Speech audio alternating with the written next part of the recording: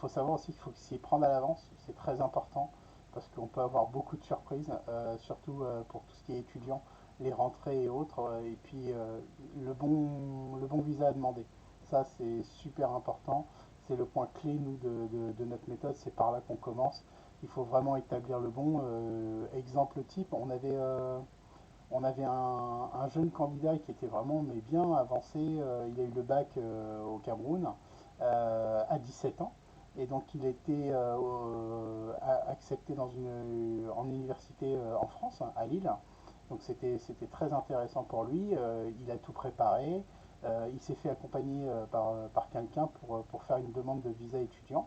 Et tout était bon, hein. Il avait tous les documents, il avait tout ce qu'il fallait pour réussir sa demande.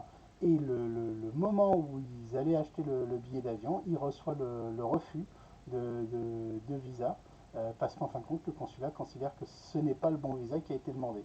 Alors là, tout le monde était intrigué. Donc c'est une personne qui est venue vers nous, qui nous a posé beaucoup de questions et dont on a pris en charge le dossier. Et en fin de compte, il s'agissait d'un mineur. Donc au final, quand on demande le visa, même s'il allait à l'université, il avait réussi à avoir le bac alors qu'il était mineur.